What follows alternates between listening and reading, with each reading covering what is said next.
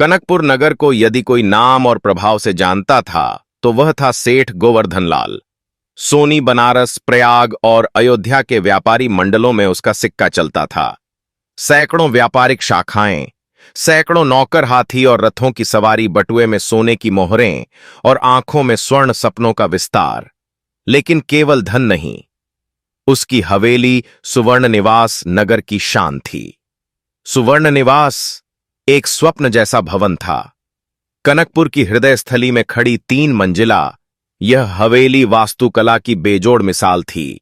नक्काशीदार स्तंभ दीवारों पर, चंदन के काम ऊपर, बालकनी से नीचे झांकती रत्न जड़ित जालियां और फाटक पर सोने की परत चढ़ी। नाम पट्टिका श्री गोवर्धन लाल सोनी। प्रत्येक प्रहर में यहां की रंगत बदलती। सुबह सफेद धूप जाली से छनकर संगमरमर पर पड़ती तो फूलों की आकृतियां बन जातीं। दोपहर में हवेली का आंगन अर्धचंद्राकार छाया में छिप जाता। शाम को तांबई सूर्य झरोखों से झांकते हुए सोने सा चमकता। हर दिन जैसे हवेली एक नया रूप लेती। सेठ गोवर्धन लाल का जीवन धन से लबालब भरा था, पर भीतर कहीं खाली व्यापार की बारीकियां उसे कंठस्थ थीं। सूत, नमक, कपड़ा, तेल, लोहे से लेकर चंदन और हाथी दांत तक हर सौदा उसकी निगाह में था। उसकी एक आवाज पर लखनऊ, पटना, काशी और कलकत्ता के व्यापारी सिर झुका देते। परंतु एक चीज थी जो उसकी तिजोरी में नहीं थी, वो थी संतान विवाह को 15 वर्ष हो गए थे, पर उसकी पत्नी सावित्री अब तक गर्भधारण नहीं कर सकी थी। यह एक ऐसा विषय था जो सेठ को रातों को जगा देता। सावित्री देवी सौंदर्यशील और भक्ति की प्रतिमूर्ति थी। सावित्री सेठ की पहली पत्नी कनकपुर के दीवान की कन्या थी। नयन कटाक्ष में, प्रेम वाणी में नम्रता और आचरण में शुद्धता थी। वह बंधी बंधाई दिनचर्या में जीती थी। भोर को तुलसी चौरे पर दीपक जलाना, दोपहर को रसोई में स्वयं भोजन पकाना और रात को मंदिर में प्रार्थना करना। संतान की कमी उसके मन को सालती थी, पर उसने अपने भीतर असंख्य संकल्प संजो रखे थे। कभी उसने चतुर्मास व्रत रखा तो कभी दशमी को कड़ाके की ठंड में गंगा स्नान किया।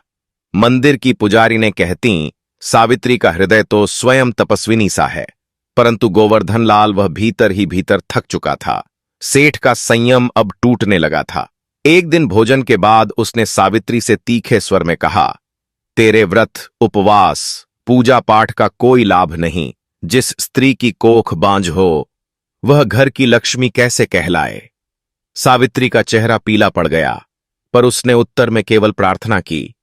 उसी रात उसने आकाश की ओर देखकर कहा, हे प्रभु, यदि मेरे जीवन में कुछ पुण्य है तो उसे मेरी झोली में संतान सुख डाल दो। मेरा सुख जाए, पर मेरे पति के जीवन में कोई दीप जल जाए। और जैसे स्वर्ग ने सुन लिया, फाल्गुन का महीना चल रहा था। एक दिन जब सावित्री मंदिर से लौटी तो उसे चक्कर आने लगे। वैद्य को बुलाया गया और 3 दिन बाद समाचार आया, देवी गर्भवती हैं। सेठ अवाक रह गया। भीतर संतोष की आग लगी, लेकिन वह डरता था। यदि बेटी हुई तो सावित्री ने मुस्कुराकर कहा, बेटा हो या बेटी, वह भगवान की देन होगी। हम प्रेम देंगे, यही पर्याप्त है। पर सेठ के दिल में भय की गांठ और कस गई। सावित्री का गर्भ बढ़ता गया। सेठ ने मंदिरों में चढ़ावे चढ़ाए, विशेष पुरोहित बुलाए, अनगिनत अनुष्ठान कराए, बेटा पाने की चाह में। और अंतत श्रावण मास की पूर्णिमा को जब आकाश बादलों से घिरा था, सावित्री को प्रसव पीड़ा शुरू हुई। पूरा घर व्यस्त हो गया। सेठ बार बार टहल रहा था, जैसे उसका व्यापार डूबने वाला हो। घंटों की पीड़ा के बाद दाई ने बाहर आकर कहा, बधाई हो सेठ जी, कन्या हुई है।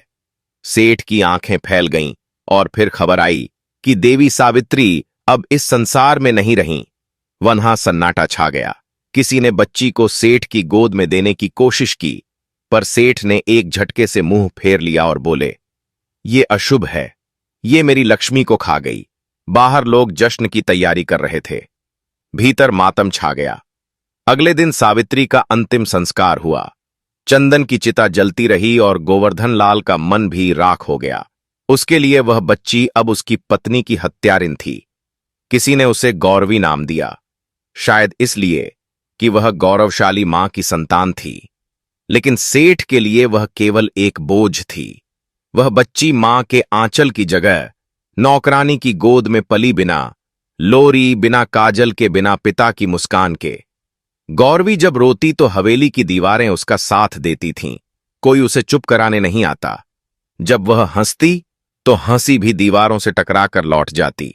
गोवर्धन लाल उस बच्ची को देखने से भी कतराता।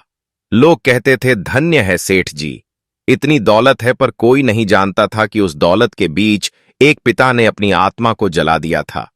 उस बच्ची से जिसे कभी गले न लगाया गया, उस पिता से जिसने धन के मोह में पुत्री की ममता खो दी, और उस घर से जो बाहर से चमकता था लेकिन भीतर राख हो चुका था, गौरवी, जिसने मां के निधन से पहले ही दुनिया से प्रेम मांगना छोड़ दिया। सावित्री के निधन को 6 महीने बीत चुके थे। सुवर्ण निवास की हवेली पहले जैसी रोशनी में तो थी, लेकिन भीतर कोई संगीत न था। गोवर्धन लाल की आंखों में अजीब सी ऊब थी, जैसे सब कुछ होते हुए भी कुछ नहीं बचा हो। गौरवी अब 6 महीने की हो चली थी। उसकी नन्ही किलकारियां हवेली की दीवारों से टकराकर लौट जातीं। नौकरानी भीमली उसे गोदी में उठाती और गुनगुनाती, लेकिन बच्ची की नजरों में एक अजीब सी तलाश थी, मां की गोद और पिता की छाया। लेकिन गोवर्धन लाल उसे देखता भी नहीं था। वह अक्सर व्यस्त रहता, व्यापार में, और जब कभी नजर पड़ भी जाती तो उसकी आंखों में एक कठोरता होती, एक शिकायत, एक डर, एक शोक जो कभी सामने नहीं आता। एक दिन हवेली के दीवान खाने में नगर के 4 बड़े व्यापारी, पंडित और एक वैद्य एकत्रित हुए। विषय गंभीर था।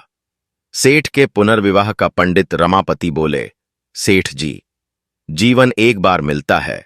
सावित्री के चले जाने का दुख हम सभी को है, परंतु यह बच्ची मां के बिना नहीं पल सकती। व्यापारी रघुनाथ दास ने हामी भरी। व्यवसाय की गति बनाए रखने के लिए घर में व्यवस्था जरूरी है। कोई योग्य स्त्री चाहिए जो घर को फिर से संभाले। वैद्य जी ने गंभीर होकर कहा, गौरवी को मां चाहिए, नहीं तो यह बच्ची भीतर से सूख जाएगी। तन को औषधि मिल सकती है, पर मन को केवल ममता से ही राहत मिलती है। गोवर्धन लाल चुप रहा, आंखें झुकी थीं, होंठ भींचे हुए।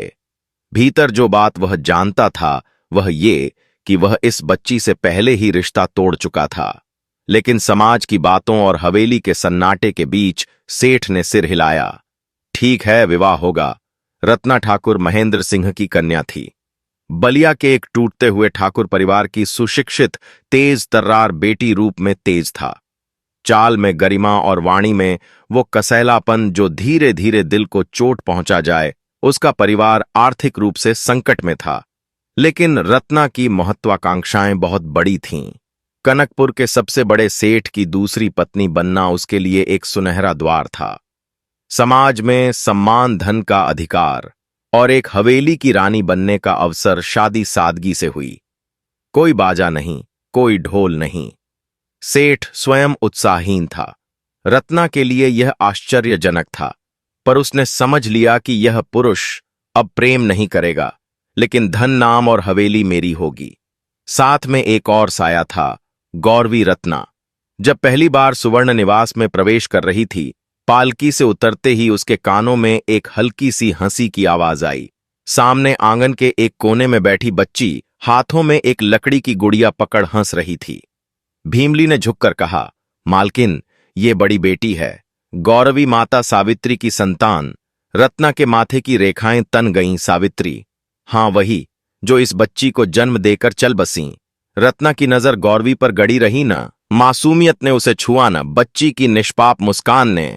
उसने भीतर ही भीतर निश्चय किया, इस बच्ची की कोई जगह नहीं होगी मेरी हवेली में। अगले ही दिन से रत्ना ने हवेली में नए नियम लागू कर दिए। गौरवी को नौकरों के भोजन में से ही खाना मिलेगा। उसके कपड़े पुराने होंगे, नए वस्त्र केवल रत्ना और उसकी संतान के लिए होंगे। पूजा में वह नहीं बैठेगी, केवल देखेगी। आंगन के मुख्य हिस्से में वह नहीं खेलेगी, कहीं कोई बड़ा मेहमान देख न ले। सेठ ने कुछ नहीं कहा। उसने न तो इन नियमों को रोका, न सहमति दी, बस मौन रहा, जैसे वह मौन ही उसकी सजा हो। भीमली ने एक दिन धीरे से रत्ना से कहा, मालकिन बच्ची दोषी नहीं है। रत्ना ने तीखे स्वर में उत्तर दिया, दोषी वो है जो परछाई बन जाए, और ये बच्ची अब केवल छाया है। उजाले से दूर रखो। इसे गौरवी अब 5 वर्ष की हो चली थी। वह यह समझ चुकी थी कि घर के हर कोने में उसके लिए एक दीवार खड़ी है। लेकिन अजीब बात यह थी कि उस बच्ची ने कभी शिकायत नहीं की। वह सुबह उठती, तुलसी के पास दिया जलाती, शिवलिंग पर जल चढ़ाती और छोटी आवाज में बोलती, हे भोलेनाथ, सबका भला करना, मुझे कुछ नहीं चाहिए, बस मां को आशीर्वाद देना। गौरवी ने अपनी गुड़िया का नाम सावित्री रखा और उसी से बात किया करती। वह मां की तस्वीर के सामने बैठकर चुपचाप घंटों देखती, मानो कोई गूंगी प्रार्थना कर रही हो। रत्ना के गर्भवती होने की सूचना आते ही हवेली में एक बार फिर चहल पहल बढ़ गई। रत्ना को अब तक वैधव्य और सावित्री की तुलना का भय था, लेकिन अब वह स्वयं वंशवृद्धि का माध्यम बनने जा रही थी। गोवर्धन लाल अचानक उत्साहित हो उठा। वैद्य, पंडित, रसोइये सबको विशेष आदेश दिए गए, और जब 9 महीने बाद एक सुंदर सी कन्या हुई, तन्वी, तो हवेली में चारों ओर सोहर गूंजने लगे। गौरवी तब 8 साल की थी। वह दरवाजे पर खड़ी देख रही थी, रत्ना के हाथ में बच्ची और सेठ के चेहरे पर वह मुस्कान जो उसने कभी गौरवी के लिए नहीं देखी थी। उस रात गौरवी पहली बार चुपचाप रोई। समय बीतता गया। गौरवी अब किशोरी हो चली थी। उसके कपड़े पुराने होते, लेकिन उसकी आंखों में वही चमक थी। वह पढ़ना चाहती थी। पवित्र ग्रंथ, शास्त्र, मंत्र, मंदिर का पुजारी। कभी कभी उसे चुपचाप सुनने देता। वहीं तन्वी हर रंग बिरंगे वस्त्र, गहनों, शाही गुड़ियों और तमाम लाड़ में पली, लेकिन उसमें घमंड था। मैं सेठ और रत्ना की बेटी हूं, तू तो किसी की परछाई है। गौरवी ने कोई उत्तर नहीं दिया। उसने बस भगवान को अपना एकमात्र मित्र बना लिया। एक दिन जब मंदिर में कथा चल रही थी, एक बूढ़ा साधु कह रहा था, ईश्वर भक्त की परीक्षा लेते हैं, वह जिसकी कोई नहीं सुनता उसकी वो सुनते हैं। जीवन चाहे कितना भी अन्यायपूर्ण हो, यदि मन निर्मल हो तो ईश्वर उसे परम स्थान देते हैं। गौरवी की आंखों में आंसू आ गया। उसने उसी क्षण एक प्रण लिया, अब मेरा जीवन सेवा होगा। यदि पिता नहीं पहचानते, मां नहीं रही, बहन नहीं मानती, तो मुझे कोई फर्क नहीं। मेरा सत्य भगवान जानता है। रत्ना की हवेली अब एक तिलिस्म बन चुकी थी, जहां एक बेटी सोने के बिस्तर पर सोती थी और दूसरी मां की तस्वीर से लिपटकर गौरवी अब 13 वर्ष की हो चली थी। वह हवेली के भीतर तो रहती थी, लेकिन उसकी आत्मा अब मंदिर की सीढ़ियों पर बसती थी। हर सुबह सूरज निकलने से पहले जब हवेली के बाकी लोग सो रहे होते, तब गौरवी चुपचाप उठती। भीमली काकी उसके लिए एक मिट्टी का दीपक तैयार रखती। वह कंधे पर अपनी मां की एक पुरानी चुन्नी डालती और मंदिर की ओर चल पड़ती, नंगे पांव, गीली ओस में चलते हुए, जैसे अपनी हर पीड़ा को पृथ्वी के हवाले करती हो। वह सबसे पहले शिवलिंग को जल अर्पण करती, फिर तुलसी के चौरे पर घी का दीप जलाकर आंखें बंद कर लेती। हे महादेव, मेरे पास कुछ नहीं, बस यह मन है, इसे ले लो, इसे अपना बना लो। उसकी साधना गहन होती जा रही थी। वहां मंदिर के पुजारी पंडित रामदीन जी चुपचाप उसकी श्रद्धा को निहारा करते। एक दिन उन्होंने उससे पूछा, बिटिया क्या मांगती हो भगवान से? गौरवी मुस्कुराई और बोली, कुछ नहीं, बस यही कि मेरे मन में कभी किसी के लिए बुरा ना आए।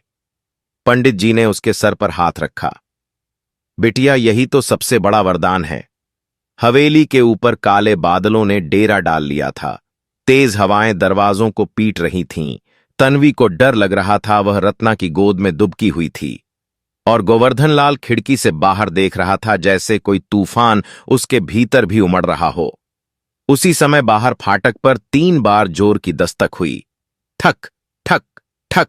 नौकर भागा भागा गया और कुछ क्षणों बाद लौटा। सेठ जी, बाहर कोई भिखारी है, कहता है पेट में आग लगी है, रोटी चाहिए। गोवर्धन लाल झुंझला गया। तूफान में भीख मांगने आया है, भगाओ उसे। रत्ना ने तन्वी को गोद में कसते हुए कहा, ऐसे ही लोग अशुभ लाते हैं। लेकिन वह सुन रही थी।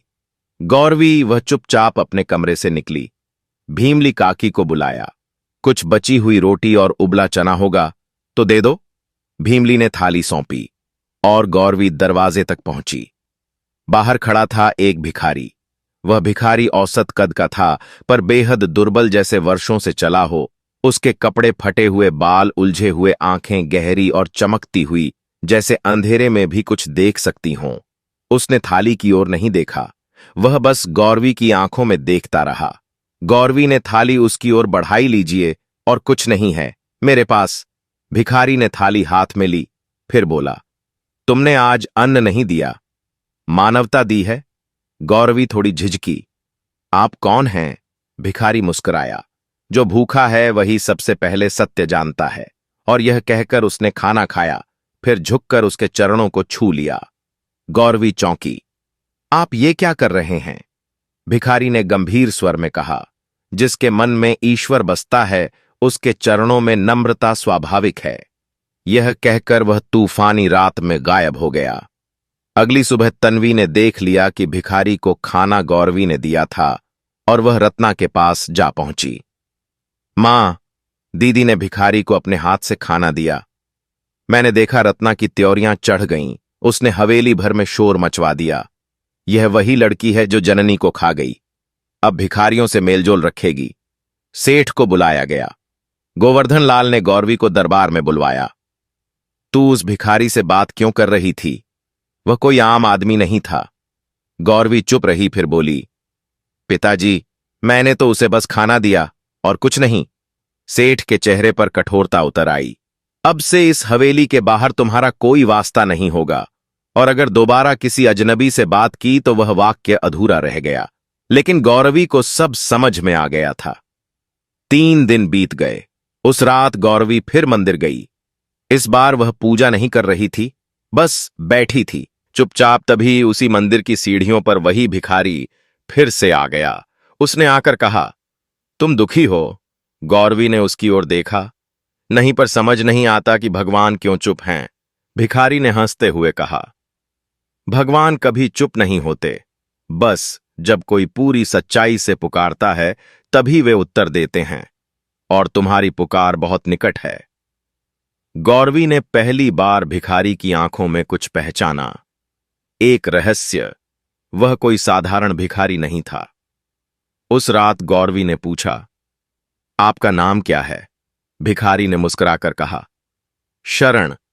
जो ईश्वर की शरण में है, गौरवी को नहीं पता था कि यह नाम उसके जीवन में एक नया अध्याय लिखने वाला है। अब हवेली में चर्चा थी। गौरवी किसी से मिल रही है। रत्ना ने यह सुना, और अब उसे वही रास्ता सबसे अच्छा लगा। गौरवी का विवाह एक भिखारी से कर दो। सेठ ने गुस्से में कहा, यही ठीक रहेगा। जो लड़की कुल का नाम नहीं समझती, वह कुल में नहीं रह सकती। रत्ना मुस्कुराई, और तन्वी के लिए मैं ढूंढूंगी एक जमींदार का बेटा देखना। सेठ जी लोग कहेंगे।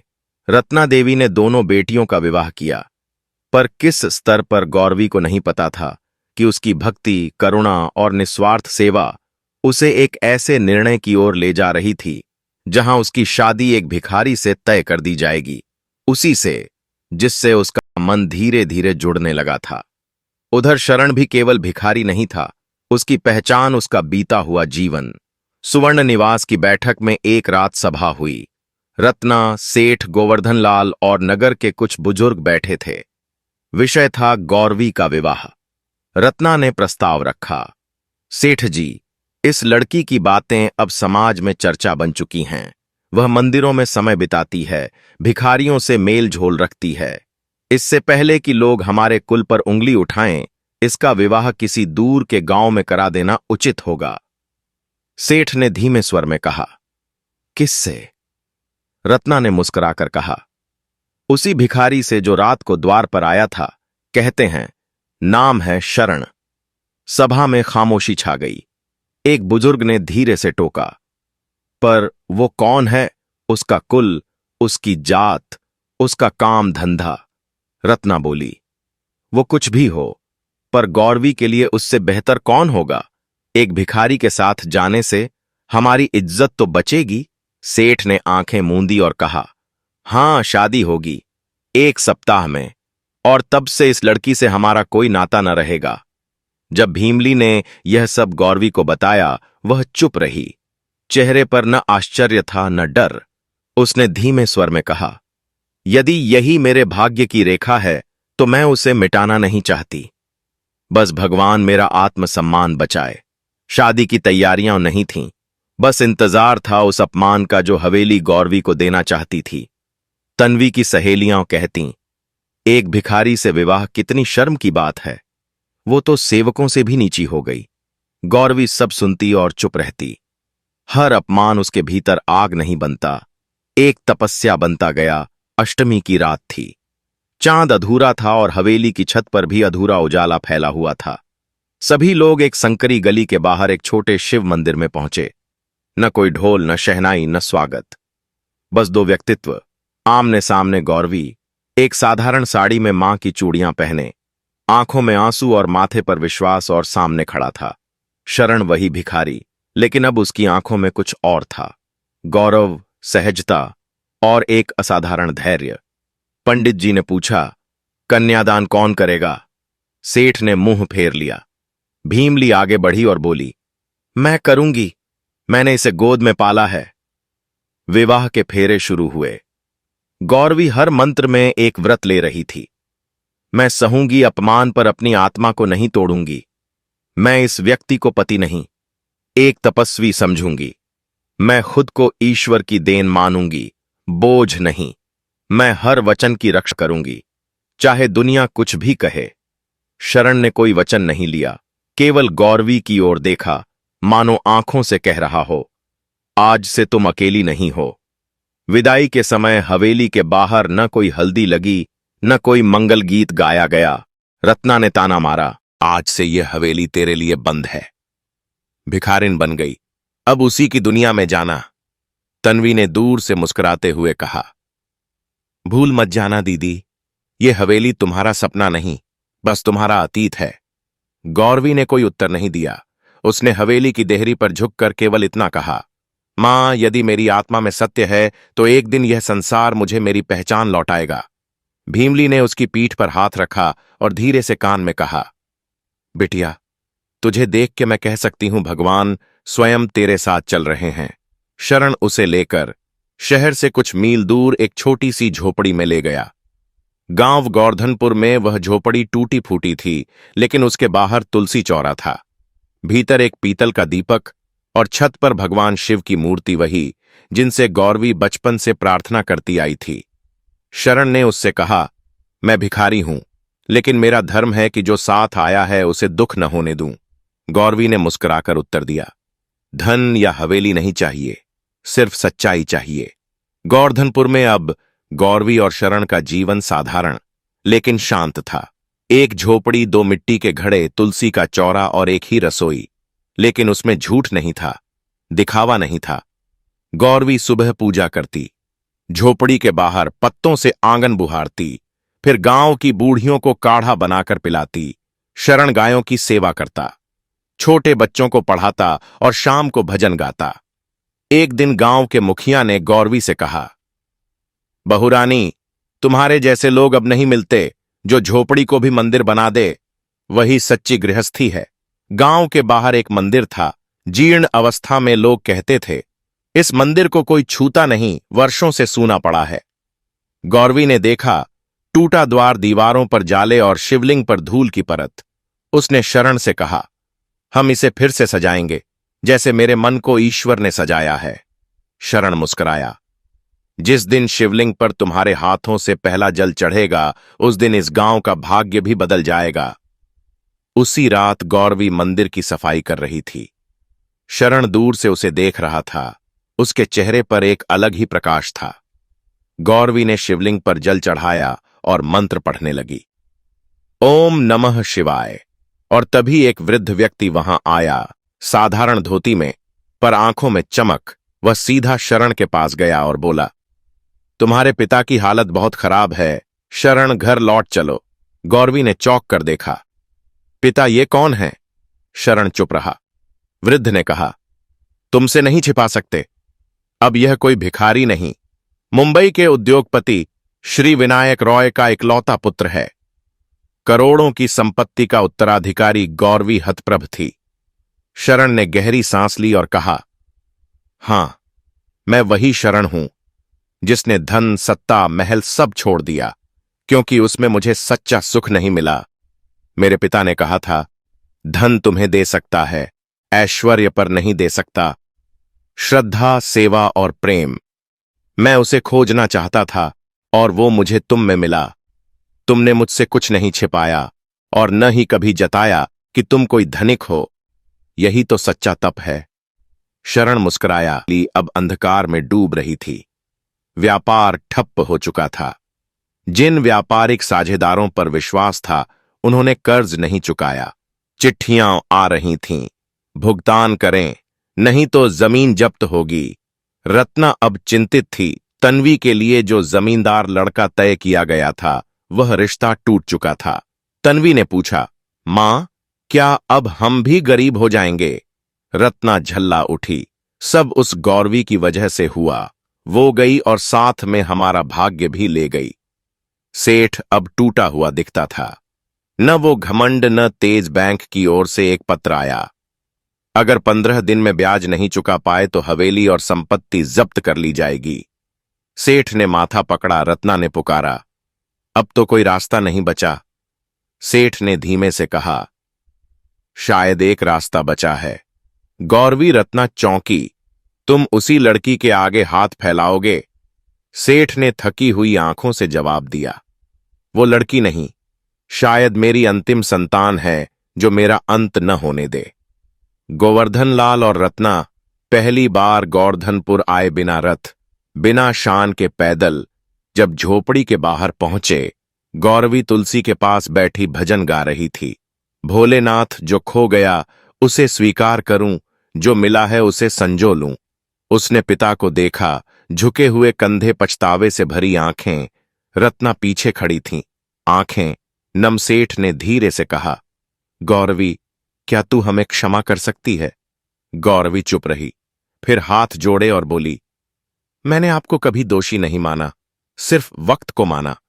गौरवी ने उन्हें न केवल क्षमा किया बल्कि माता पिता को झोपड़ी के भीतर बैठाया।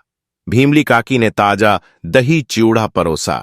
शरण ने विनम्रता से कहा, हमारे पास धन भले कम हो पर प्रेम बेहिसाब है। पहले पेट भरिए, फिर समस्याएं सुनेंगे। दही का पहला निवाला खाते ही रत्ना के आंसू छलक पड़े। वर्षों के ऐश्वर्य भोज में उसने ऐसा हल्का भोजन शायद कभी न चखा था, मगर उस सादगी में जो संतोष था वह उसे भीतर तक बींध गया। भोजन के बाद शरण ने पिता के सामने प्रस्ताव रखा। हवेली को गिरवी रखने की नौबत आ चुकी है, पर यदि उसे सेवा केंद्र में बदला जाए तो समाज स्वयं कंधे दे देगा। मैं अपनी पैतृक परिसंपत्ति का आधा भाग दान में रखूंगा, पर शर्त बस यह कि हवेली का द्वार हर जरूरतमंद के लिए खुला रहेगा। गोवर्धन लाल का गला रूंध गया। उसी व्यक्ति ने जिसे उसने भिखारी समझकर बेटी से ब्याहा था, आज उसे जीवन दान का हाथ बढ़ाया था। 3 दिन के भीतर कानूनी दस्तावेज तैयार हुए। सुवर्ण निवास का नाम बदल कर रखा गया। गौरवी सेवा धाम बैनर पर पहला वाक्य वही था जो शरण ने झोपड़ी के बाहर लिखा था। यहां रोग मिटता है, प्रेम बढ़ता है, दान नहीं, दया भाव दीजिए। इधर उस जमींदार खानदान में जहां तन्वी की सगाई कभी हुई थी, अब हालात बदल चुके थे। लड़के ने दूसरी जगह विवाह कर लिया। उधर तन्वी का शाही स्वभाव और रत्ना का बिगड़ता आर्थिक रुतबा समाज में हंसी का विषय बन चुका था।